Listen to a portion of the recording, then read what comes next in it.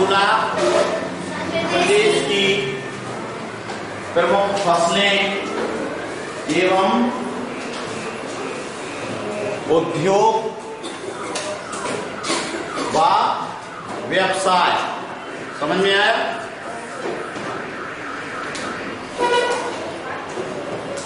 तो पाठ 16। तो बच्चों हम लोग इसमें क्या पढ़ने जा रहे हैं कि कौन कौन सी प्रदेश की यानी मध्य प्रदेश की कौन कौन सी प्रमुख फसलें हैं और कौन कौन से उद्योग हैं और कौन कौन से व्यवसाय हैं। ठीक है, तो ये आपको आना चाहिए।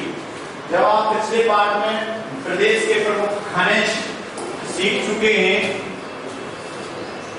उसके साथ साथ आप लोगों ने वनों को भी सीखा था कि प्रदेश में कौन कौन से वन पाए जाते हैं। ठीक है, वन और वर्षा भी आप लोगों ने पढ़ी है कि प्रदेश में या भारत देश में कैसी कैसी मिट्टी है, प्रदेश में भी कहां पठार है, कहां पर्वत है, कहां मैदान है, कौन सी नदियां हैं। क्योंकि जैसे आपके पठार, मैदान और नदियां और जलवायु होगी वैसी फसलें होंगी। भाई जहां पानी ज्यादा बरसेगा तो वहां पर धान ही तो होगी, जहां पर कम पानी बरसेगा वहां पर तिली या उड़द या मूंग होगा। ठीक है, जहां पर ना ज्यादा वर्षा ना कम वर्षा तो वहां पर सोयाबीन होगा ना।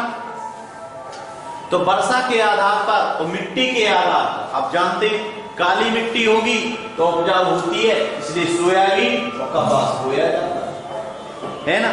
रेतीली मिट्टी है तो उसमें ज्वार बाजरा बोया जाता है। अगर आपकी मिट्टी जड़ोल मिट्टी है तो वहां पर कौन सी फसलें बोई जाएंगी? सबसे ज्यादा सब्जियां लगाई जाएंगी, क्योंकि सब्जियां उपजाऊ मिट्टी में ज्यादा उपजती है। ठीक, तो मिट्टी के आधार पर फसलें, और जब जैसी फसलें की उपज, जैसे सोयाबीन आपका मालवा के पठार में होता है तो मालवा के पठार में क्या लगाया जाना चाहिए? सोयाबीन को पेरने के लिए बड़ी बड़ी फैक्ट्रियां जिनसे हम डालडा बना सकते, तो फसलों के आधार पर ही तो उद्योग विकसित होंगे। जैसी फसल आपको मिलेगी वैसे आपके उद्योग वहां विकसित होंगे, है ना। ऐसा तो है नहीं कि आपके इस क्षेत्र में गन्ना उपजता है और उद्योग आप बॉम्बे में लगाएं, तो यहां से गन्ना को आपको वहां ले जाना पड़ेगा, फिर वहां से गुड़ यहाँ लाना पड़ेगा। अरे भाई, जहां उपज गन्ने की है वहीं आप गन्ने का उद्योग लगा दीजिए, चीनी उद्योग लगा दीजिए, है ना। गुड़ उससे प्राप्त होगा, चीनी आपको प्राप्त हो जाएगी, तो आपको फिजूल में खर्चा इधर उधर नहीं भेजना पड़ेगा। तो जैसी आपकी फसलें होंगी, फसलों पर आधारित उद्योग बोले जाते और व्यवसाय भी वैसे ही होंगे। पक्का फसलों से संबंधित व्यवसाय भी होते हैं। सरकारी व्यवसाय का फसलों से, कृषि से कोई लेना देना नहीं। मान लीजिए जैसे बच्चों को पढ़ाना है तो चाहे वहां पर कोई भी फसल उगती रहे, शिक्षक चाहिए तो उनका व्यवसाय शिक्षक होंगे।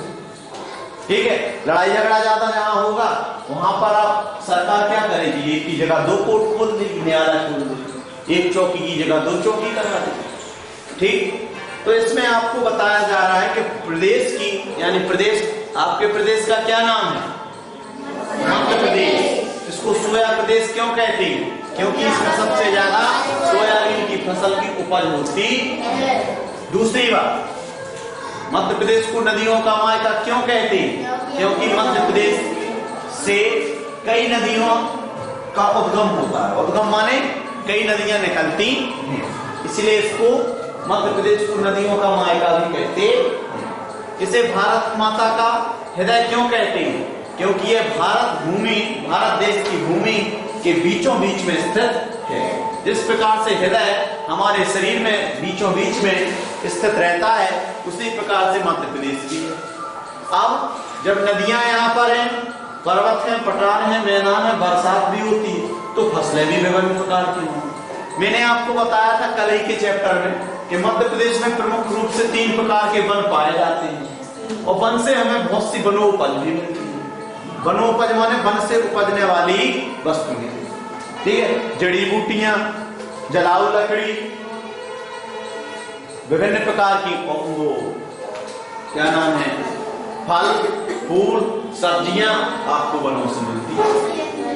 ठीक है, उसके बाद उद्योग देखिए, जैसे जब जंगल ज्यादा है, बांस ज्यादा, हमने देखा था ना मध्य प्रदेश का बांस पूर्वी हिस्से में ज्यादा उगता है, बांस और साल पड़ा ना, तो बांस पे आधारित एक उद्योग है कागज उद्योग। बांस से क्या बनाया जाता है? कागज। तो बांस पर आधारित क्या है? कागज उद्योग। ठीक है, फसलों पर भी आधारित, जैसे आपका गन्ना सबसे ज्यादा किधर होता है पता है? भिंड मुरैना साइड गन्ना होता है। क्यों होता है? चंबल नदी निकली है, अब चंबल नदी निकली तो वहां पर जो पानी की मात्रा है बहुत ज्यादा है। नीमच में, मंदसौर में भी सबसे ज्यादा गन्ना होता है। क्यों? क्योंकि गन्ने को चाहिए सबसे ज्यादा पानी, तो जहां पानी की पर्याप्त मात्रा होगी वहां पर गन्ना होगा। तो ग्वालियर में आप लोगों ने एक डबरा सुना होगा, ग्वालियर में एक तहसील है डबरा, तो डबरा में तो चीनी उद्योग लगा हुआ है। हाँ, दतिया डबरा, उसमें क्या है? चीनी उद्योग है, क्योंकि वहां पर गन्ना की उपज होती है। समझ में आई बात? और भी व्यवसाय है तो आपको पाठ के माध्यम से समझाया जाए, बताया जाए। ठीक, सुनिए, उद्योग माने जानते हैं आप लोग? नहीं जानते उद्योग क्या कहलाता है? उद्योग माने कल कारखाने, कच्चे माल से तैयार माल करने के लिए जिन कल कारखानों का प्रयोग किया जाता है उनको हम उद्योग कहते हैं। जैसे कपास के लिए आपने कच्चे माल का प्रयोग करके कपड़ा बना लिया, तो कौन सा उद्योग हो जाएगा? वस्त्र उद्योग। क्या हो जाएगा? वस्त्र उद्योग। आपने गन्ने से शक्कर बना दी, तो कौन सा उद्योग हो जाएगा? चीनी उद्योग, है ना? तो ये विभिन्न प्रकार के जो उद्योग होते हैं, यानी कच्चे माल से हम तैयार करते हैं एक माल को, जो हम अपने जीवन में प्रयोग करते हैं। तो उद्योग वह कारखाना है जहां पर कच्चे माल का प्रयोग करके एक तैयार माल, तो पक्का माल तैयार करते हैं जिसका हम सब उपयोग करते हैं। तो उद्योग क्या है? कारखाना। ठीक, अब उद्योग में बहुत सारे आदमियों को रोजगार मिलता है। उद्योग जो मशीनें लगी होती हैं, तो वो मशीनें अपने आप तो चलती नहीं, उन्हें चलाने के लिए ड्राइवर तो चाहिए, कोई ना कोई कुशल कारीगर तो चाहिए। तो इन उद्योगों में बहुत से मजदूर व्यवसाय में लगे रहते हैं, रोजगार में लगे रहते हैं। और कुछ व्यक्तियों के अलग अलग व्यवसाय होती है। ठीक है, कोई फल बेच रहा है, कोई सब्जी बेच रहा है, कोई लकड़ी बेच रहा है काट काट की, ऐसा भी तो है। ठीक है, तो विभिन्न प्रकार के व्यवसाय इसमें पड़ेंगे। प्रदेश में कौन कौन सी फसलें प्रमुख तौर पर उगाई जाती है? प्रदेश में सबसे ज्यादा उगाई जाती है फसल सोयाबीन।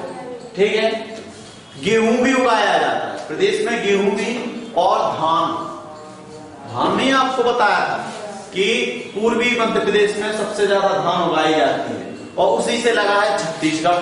तो छत्तीसगढ़ को तो धान का कटोरा ही कहते हैं। प्रमुख रूप से तिलहन, मैंने आपको बताया था, कल ही बताया था कि चंबल संभाग के जिलों को तेल की हंडी कहते हैं। क्या कहते हैं? तेल की हंडी। इसका मतलब क्या है कि वहां पर सबसे ज्यादा कौन से उद्योग लगाए जाएंगे? तेल पेरने वाले, तिलहन वाले उद्योग। ठीक है, तो वहां पर प्रमुख फसल क्या है? सरसों, राई, तिल, ये है सबसे ज्यादा। ठीक है, चंबल संभाग में तो एक ये फसलें होगी। अच्छा, आपके खंडवा खरगोन को सफेद सोने का क्षेत्र कहा जाता है। क्यों? सफेद सोना क्या कहलाता है? सफेद सोना यानी कपास, कपास में सफेद रुई निकलती है, तो सफेद सोना बोला जाता है कपास को। तो खंडवा खरगोन जहां पर काली मिट्टी पाई जाती है, यहां पर सबसे ज्यादा कपास की फसल को उगाया जाता है। ठीक है, सोयाबीन मालवा के पठार में उगाई जाती है। धान आपकी डिंडोरी मंडला इनमें उगाई जाती है, डिंडोरी मंडला। ठीक है, और अनूपपुर, शहडोल, बालाघाट, इनमें सबसे ज्यादा धान उगाई जाती है। बैतूल में भी धान उगाई जाती है। ठीक है, और अपने टीकमगढ़ के आसपास छतरपुर, टीकमगढ़, पन्ना, इसमें गेहूं उगाया जाता है। ठीक, तो प्रमुख फसलें जो है वो आपको बताई जाएंगी। विभिन्न फसलों के प्रमुख उत्पादक क्षेत्र कौन कौन से हैं? मैं क्षेत्र भी बताता जा रहा ना कि मालवा के पठार में सबसे ज्यादा सोयाबीन, और यहाँ पर खंडवा खरगोन में सबसे ज्यादा कपास, मंदसौर में अफीम, मंदसौर और नीमच में क्या बोया जाता है? अफीम। अफीम एक नशीला पदार्थ होता है, ठीक है, जो दवाई के काम आता है, दवाइयों में दर्दनाशक का काम करता है, दर्द को मिटाने का काम करता है अफीम।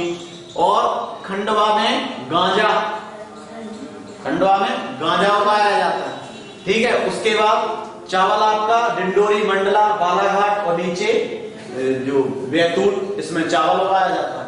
होशंगाबाद में सबसे ज्यादा गेहूं उगाया जाता है, होशंगाबाद, सागर, दमोह, टीकमगढ़, छतरपुर, इनमें सबसे ज्यादा गेहूं उगाया जाता है। क्षेत्र के नाम भी बता दूं।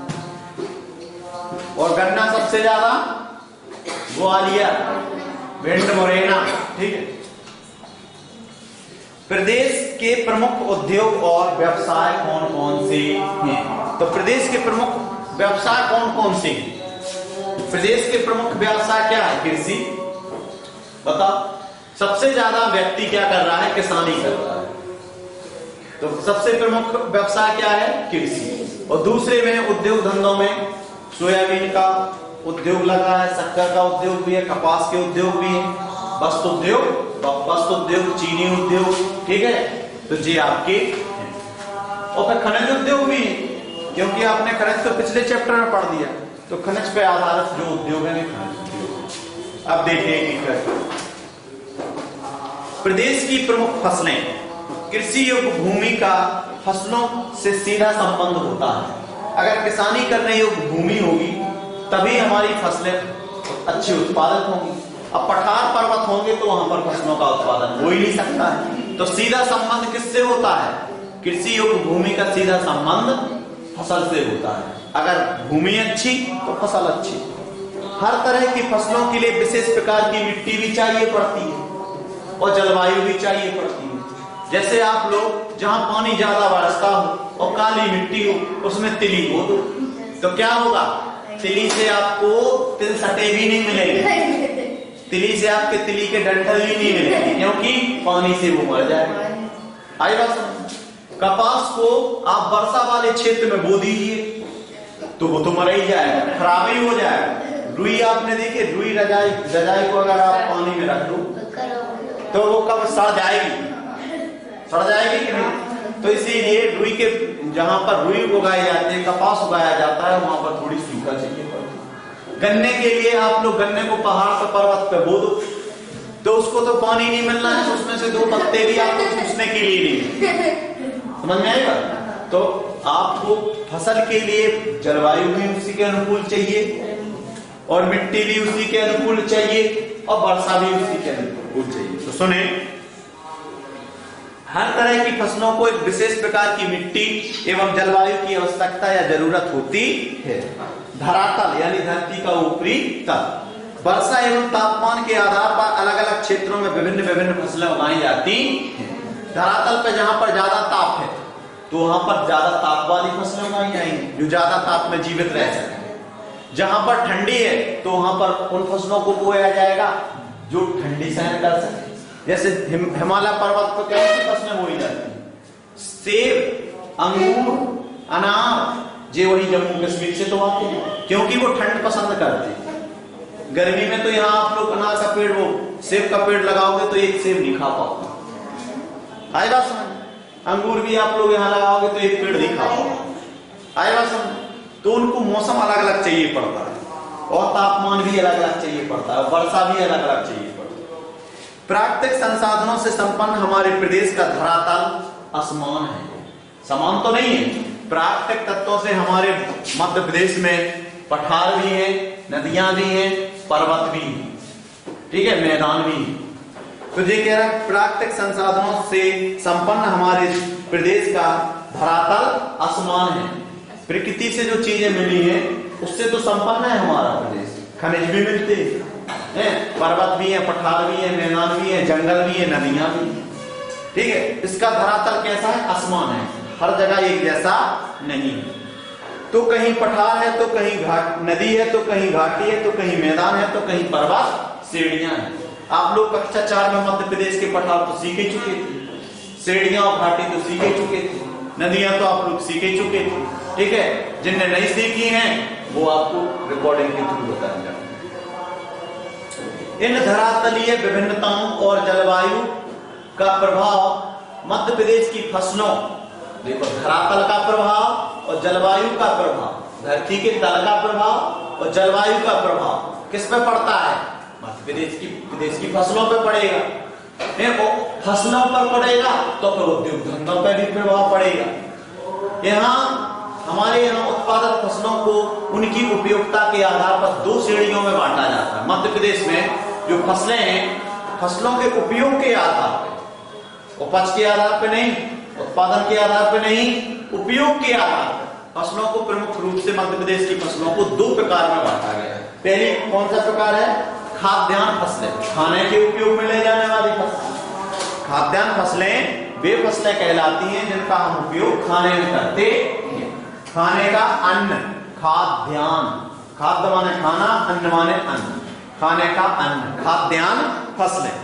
और दूसरी होती है व्यापारिक फसलें, जिनको हम बेचकर रुपया पैसा कमाते हैं, उन फसलों को हम व्यापारिक फसलें कहते हैं। कौन सी फसलें कहते हैं?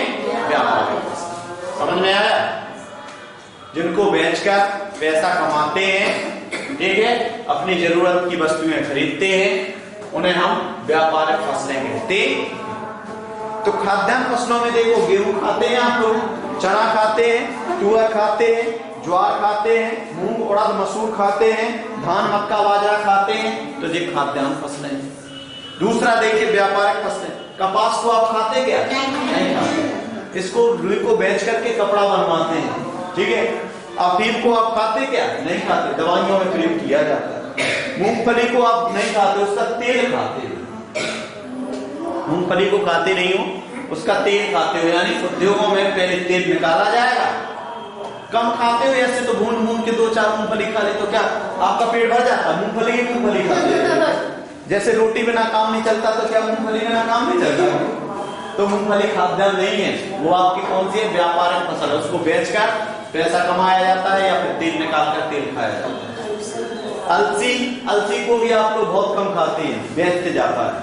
गन्ना को आप चूसते तो जरूर है, मगर इतना क्या पूरे खेत में चूसते रहते नहीं। उसको तो क्या करते हैं, गन्ने को चीनी उद्योग में भेज देते हैं और उससे चीनी बना करके गन्ने के बदले में चीनी है ना, चीनी।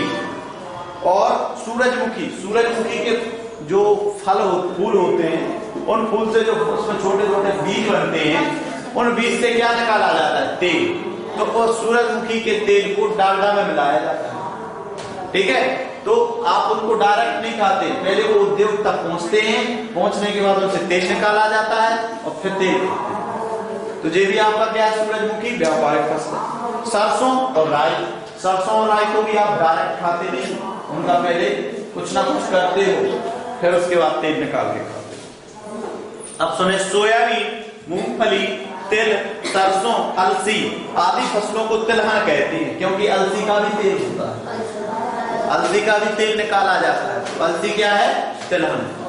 वे फसलें जिनसे हमें तेल की प्राप्ति होती है, उन फसलों को हम तिलहन फसलें कहते हैं। हमारे प्रदेश में मुख्यतः टीकमगढ़, छतरपुर, पन्ना, बैतूल, सिवनी, छिंदवाड़ा, भिंड, मुरैना, हरदा, होशंगाबाद, नरसिंह, देवास, उज्जैन, खंडवा, खरगोन आदि जिलों में सोयाबीन, मूंगफली, तिल, सरसों, अलसी बोई जाती है। टीकमगढ़ में सबसे ज्यादा पता क्या बोई जाता है? तिल यानी तिली, और सरसों भी बोया जाता है। छतरपुर में भी ये, पन्ना, बैतूल, सिवनी, छिंदवाड़ा में भी तिल बोया जाता है। भिंड, मुरैना, हरदा, होशंगाबाद में सरसों बोया जाता है। भिंड मुरैना में सरसों नहीं, मैंने कल बताया था कि भिंड मुरैना में सरसों बोया जाता है, इसीलिए उस क्षेत्र को तेल की हंडी है ना। नरसिंहपुर, देवास, उज्जैन, खंडवा, खरगोन आदि जिलों में भी तिलहन फसलें बोते हैं। सोयाबीन बोया जाता है। मालवा के पठार में क्या बोया जाता है? सबसे ज्यादा क्या बोया जाता है मालवा के पठार में? सोयाबीन।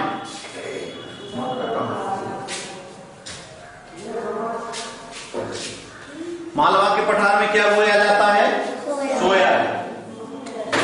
चलो, आप लोगों को शायद समझ में कम आ रहा होगा, लेकिन मैं थोड़ा नक्शा बना देता हूँ।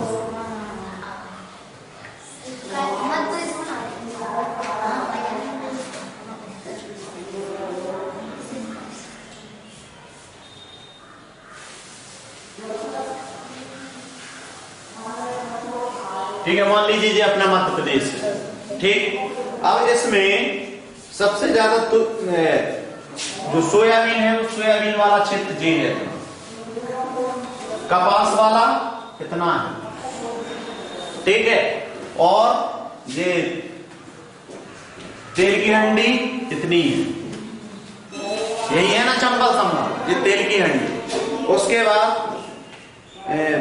तिल और सब तिल टीकमगढ़ में भी बोया जाता, छतरपुर में भी, पन्ना में भी और यहाँ बैतूल में भी, यहाँ पर तेल बोया जाता, मतलब तिली बोई जाती। ठीक है, देवास और होशंगाबाद हरदा में यहाँ पर सरसों बोया जाता है, यहाँ पर होशंगाबाद देवास में यहाँ पर ज्यादा सरसों बोया जाता है, क्योंकि क्या है अपनी गेहूं होता है तो गेहूं में ही सरसों को बो दिया जाता है। अब सुने, प्रदेश में उत्पादित प्रमुख कृषि एवं उद्यान की उपजों यानी फसलों को नीचे दिया गया है। प्रदेश में जो जो प्रमुख फसलें हैं उन फसलों को दिया जा रहा है इस तालिका में, और कौन कौन सी चीज की उपज होती है। जैसे अनाज, अनाज में कौन कौन सी फसलें आती हैं, ये तो हम पर्यावरण में उसमें जब भोजन पढ़ रहे थे ना, ऊर्जा प्रदान करने वाले, कार्बोहाइड्रेट प्रदान करने वाले भोज्य पदार्थ, उसमें भी बताया था कि अनाज में गेहूं, चना, मक्का, धान आता है। दलहन में तुअर, उड़द, चना, मसूर, मूंग आता है। तिलहन में सोयाबीन, सरसों, तिल और मूंगफली, जिससे तेल मिलता है। दलहन से वे फसलें कहलाती हैं जिनसे हम दाल प्राप्त करते हैं, है ना। सब्जियां मटर, फूल गोभी, भिंडी, टमाटर, बैंगन, आलू, प्याज, कद्दू, लौकी, गिलकी, गिलकी जानते हैं, फतक, फल, अब फल आम, अमरूद, संतरा, पपीता, आंवला, केला, अनार, सीताफल। जंगलों में सबसे ज्यादा सीताफल मिलता है, आंवले के वृक्ष भी हैं। ठीक है, केले कहाँ पाए जाते हैं, इस एरिया में सबसे ज्यादा खंडवा खरगोन में, यहाँ पर केले पाए जाते हैं। यहाँ पर थोड़ी वर्षा होती है और उनको धूप भी चाहिए पड़ती है। मौसम ऐसा चाहिए कि ना ज्यादा गर्म हो ना ज्यादा ठंडा हो, तो इंदौर का है ऐसा मौसम कि ना ज्यादा गर्मी पड़ती है ना ज्यादा ठंडी पड़ती है। लेकिन ग्वालियर का सबसे उल्टा मौसम है कि गर्मी में बहुत गर्मी पड़ती है और ठंडी में बहुत ठंडी पड़ती है। और बरसात वाला सबसे बड़ा क्षेत्र बरसात का क्षेत्र है होशंगाबाद, पचमढ़ी, सबसे ज्यादा वर्षा होशंगाबाद। ठीक है, मसाले कौन कौन से हैं, मिर्ची, लहसुन, धनिया, अदरक, प्याज, ये आपके मध्य प्रदेश में मसाले होती हैं। उसके बाद फूल कौन कौन से, गुलाब, गेंदा और सूरजमुखी, ये फसलें हमारे मध्य प्रदेश में उपजाई जाती। समझ में आ गया। ऋतुओं के आधार पर फसलों का वर्गीकरण, आप लोग जानते हैं कि विभिन्न ऋतुओं में विभिन्न प्रकार की फसलें बोई जाती हैं। क्या ग्रीष्म ऋतु में, गर्मी की ऋतु में आपके चावल हो सकते हैं? नहीं हो सकते। बरसात ऋतु में, क्योंकि चावल को पानी ज्यादा चाहिए। ठीक है, और क्या वर्षा की ऋतु में, वर्षा की ऋतु में वो तिली हो सकती है, बोई तो जाती है वर्षा की ऋतु में, लेकिन कम पानी चाहिए पड़ता है। ठीक है, और जैसे सर्दी की ऋतु में आप लोग सोयाबीन नहीं उगा सकते क्योंकि उसको गर्म मौसम चाहिए और पानी नहीं चाहिए। तो ऋतुओं के आधार पर विभिन्न प्रकार की फसलें होती हैं, उनको इसमें बताया जा रहा है। कृषि में मौसम अथवा ऋतुओं के आधार पर फसलों को 3 भागों में वर्गीकृत किया जा सकता है। वर्गीकृत माने बांटा जा सकता है। देखो, सबसे पहली फसल है आपकी कौन सी, 1 नंबर की खरीफ की फसल। तो खरीफ की तो मैं बता ही चुका था कल। वे फसलें जो जून जुलाई में बोई जाती हैं, ठीक है, और जून जुलाई में बोई जाती हैं, अगस्त अक्टूबर नवंबर में पक्का तैयार हो जाती। ठीक है, उन फसलों को कौन सी फसलें कहते हैं, खरीफ। और दूसरा है हमारा क्या, रबी की फसल। क्या है, रबी की फसल। रबी की फसलें वे फसलें कहलाती हैं जिनको नवंबर दिसंबर में बोया जाता है और ग्रीष्म ऋतु शुरू होने से पहले काट लिया जाता है, यानी अप्रैल मार्च में काट लिया जाता है। उन्हें हम रबी की फसलें कहते हैं। ठीक है, जैसे खरीफ की फसलें वर्षा ऋतु में बोई जाने वाली फसलें हैं, खरीफ की फसलें कहलाती हैं। इनका जीवन काल जून माह से अक्टूबर नवंबर तक होता है। खरीफ की फसलें कब तक की होती हैं, जून से अक्टूबर तक। समझ में आया? और रबी की फसलें कहां से होंगी? नवंबर से मार्च अप्रैल तक। कब तक? मार्च अप्रैल तक। समझ में आया? उसके बाद तो इनको याद रखें, खरीफ की फसलों में कौन कौन सी फसलें बोई जाती हैं? वर्षा ऋतु में कौन सी फसलें बोई जाती हैं? धान, मक्का, ज्वार, बाजरा, सोयाबीन, कपास। अब है दूसरे नंबर की रबी की फसल। रबी की फसलें शीतकाल में बोई जाती। शीत माने ठंडे के मौसम, नवंबर दिसंबर में ठंड नहीं पड़ने लगती, बोई जाती हैं, रबी की फसलें कहलाती हैं। इनका जीवन काल प्रायः अक्टूबर नवंबर से शुरू होता है और अप्रैल तक रहता है। कब तक रहता है? अप्रैल तक। उसके बाद इनमें कौन कौन सी फसलें बोई जाती हैं? गेहूं बोया जाता है, चना, सरसों, मटर और गन्ना रबी की फसलों के मौसम में बोया जाता है। अब दूसरा है तीसरे नंबर का, एक होती है जायद फसलें। कौन सी? जायद माने वे फसलें जो जायदाद बनाती हैं। जायदाद माने रुपया पैसा, यानी व्यापारिक फसलें। वे फसलें जिनसे हमें जायदाद मिलती है, धन मिलता है, रुपया पैसा मिलता है, उन फसलों को हम जायद फसलें कहते हैं, जो ग्रीष्म काल में बोई जाती है। देखना, ग्रीष्म काल में बोई जाने वाली फसलें जायद की फसलें कहलाती हैं। इनका जीवन काल बहुत छोटा होता है, ज्यादा से ज्यादा 60 दिन। 60 दिन में ये पक्के तैयार हो जाती है, अर्थात मध्य अप्रैल से मध्य जून तक होता है। कब से? मध्य अप्रैल माने 15 अप्रैल से 15 जून तक। 15 जून तक। अब देखो, अप्रैल, मई, जून, लगभग 60-70 दिन। तो जो जायद फसलें होती हैं वे ग्रीष्म काल में बोई जाती हैं। इनका समय बहुत कम होता है, ठीक है? कम समय के लिए, कम समय में जो पक जाती हैं, पककर तैयार हो जाती हैं, उन्हें हम जायद फसलें कहते हैं। जैसे मूंग, गर्मियों में मूंग की खेती होती होगी, आपने देखा होगा। तंबाकू, लौकी और कद्दू। लौकी कद्दू भी बोए जाते हैं। और नदियों में खरबूजा और तरबूजे की भी खेती होती है। गर्मियों में नदियों में या तालाबों के आसपास किसकी खेती होती है? तरबूज और खरबूज की भी खेती होती है। तंबाकू कहाँ पे बोई जाती है? तंबाकू बोई जाती है, यही अपने सबसे ज्यादा तंबाकू बोई जाती है मंदसौर के आसपास। मंदसौर ये इधर पड़ता है, उज्जैन संभाग में है, ऊपर मंदसौर, यहाँ पर चंबल नदी है, इसके आसपास। चलो सुने, यह भी जाने कुछ फसलों एक से अधिक ऋतुओं में उगाई जाती हैं। जैसे मूंग को आप वर्षा ऋतु में भी बो देते हो और ग्रीष्म ऋतु में भी बो देते हो। इसका मतलब मूंग कैसी फसल है कि एक से अधिक ऋतुओं में बोई जा सकती है। दूसरा, आपने मक्का देखा होगा। मक्का को तो, मक्का का भुट्टा तो जो भुट्टी होती है मक्का की, वो तो गर्मी में भी अभी भी मिलती है और बरसात में भी मिलती है। इसका मतलब मक्का को तो हम एक से ज्यादा बार बो सकते हैं। लेकिन कुछ फसलें एक से अधिक ऋतुओं में उगाई जाती हैं, जैसे मूंग और मक्का आदि खरीफ और जायद दोनों फसलों में बोई जाती हैं। खरीफ में भी इनको बोया जाता है मूंग को, और जायद में भी बोया जाता है। खरीफ यानी जून में भी बोया जाता है और मध्य अप्रैल के समय भी बोया जाता है। समझ में आया? देखो, तुम लोग टिकना चाहते हो, राजा महाराजा की तरह बैठना चाहते हो, इसीलिए टेबल खिसका रहे हो कि मैं टिक जाए, लेकिन टिक के नहीं बैठना। कृषि की दृष्टि से मौसम के आधार पर फसलों का वर्गीकरण महत्वपूर्ण होता। देखिए, अब बताना है इसमें, कृषि मौसम के आधार पर फसलों के नाम बताइए। कृषि मौसम के आधार पर फसलों को 3 भागों में बांटा गया है। एक तो बांटा गया खरीफ, जो जून में बोई जाती, जून जुलाई में बोई जाती है, अक्टूबर नवंबर में काटी जाती है, जिनमें धान, कपास, सोयाबीन, उड़द, मूंग, तिल बोया जाता है। उसके बाद